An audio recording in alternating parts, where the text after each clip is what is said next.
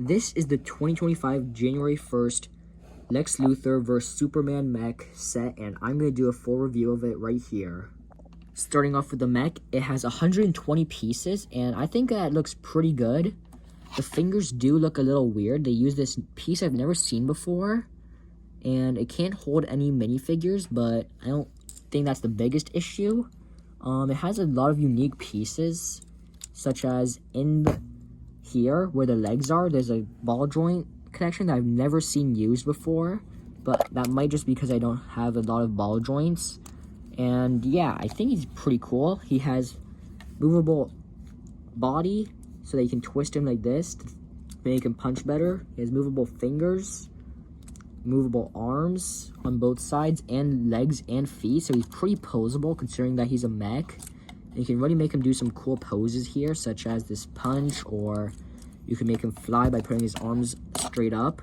It does break quite easily sometimes, depending on how you move it, but yeah, I think he's pretty cool for an $18 mech. But onto the figures. The first minifigure we'll be taking a look at is Superman himself, and he looks amazing. His hairpiece is a phenomenal choice by Lego. I think it works really well, and I hope that we can see more Superman sets soon, especially with this version of Superman. I think that arm printing and leg printing wasn't necessary, but it would have been nice to have either way. He's got a nice print on the front and on the back that is covered up by his cape that does use a single hole, as I'll show you right here. It's not double holes, which I think is easier for kids, but personally I prefer 2 holes because it just makes it look better, but I see why they didn't do that. And he also has a double face, which I'll show you right now. So his second face is a lot more serious with his laser eyes compared to his first face, which is just a normal smile, and I definitely prefer the smile more than the laser eyes, so I'm going to keep it like that for now. On to probably the best figure we've gotten in a long time is Lex Luthor, and he looks amazing. He has a gun that can shoot kryptonite, just like so, and he also has a piece of kryptonite to fight Superman. His gun is quite big, and I do like the old stud shooters better, but I get why the new one is used since they retired the old one a few years back now. He has amazing arm, leg, and foot, and hip printing, which I just noticed now. I didn't just notice it, but like, I never paid attention to it, and it looks amazing. He's got a good amount of purple to contrast with the green. This translucent shoulder piece is so cool. I really like it. It could be used in a lot of great customs, probably for more from Ninjago, because he's also ghost and translucent. So yeah, he's got amazing printing on the foot. It's not the most exquisite of all printing, but it does look pretty good. His leg printing looks amazing. I like the purple accents throughout, and my only problem is that he doesn't have side leg printing.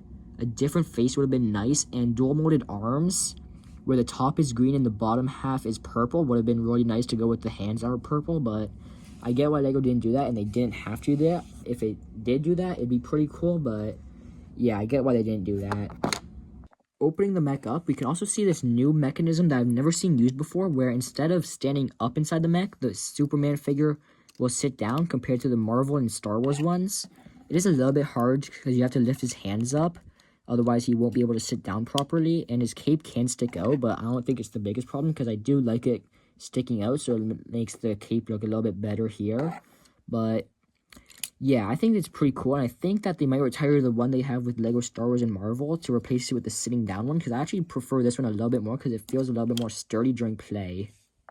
Now, why Superman needs a mech is beyond me, because he is the Man of Steel and one of the strongest fictional characters out there in terms of superheroes, but I get why Lego did this, because kids would rather play with Superman in a mech than Lex Luthor in a mech, so I do think that's pretty cool, but not the best concept. But I think the way they executed it was pretty cool.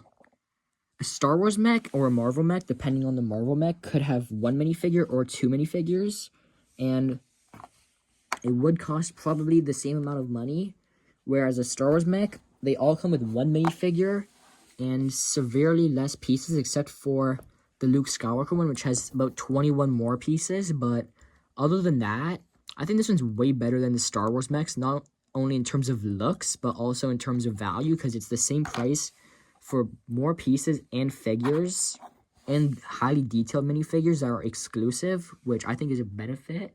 So yeah, that's just my thoughts on that. But the Star Wars mechs are pretty cool too, nonetheless.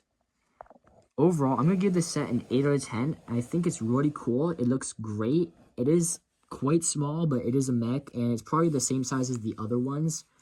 And yeah, I think the minifigures are great, and I'll definitely put this on a shelf somewhere because I really like it. I'm super excited for the Superman movie coming out later this year.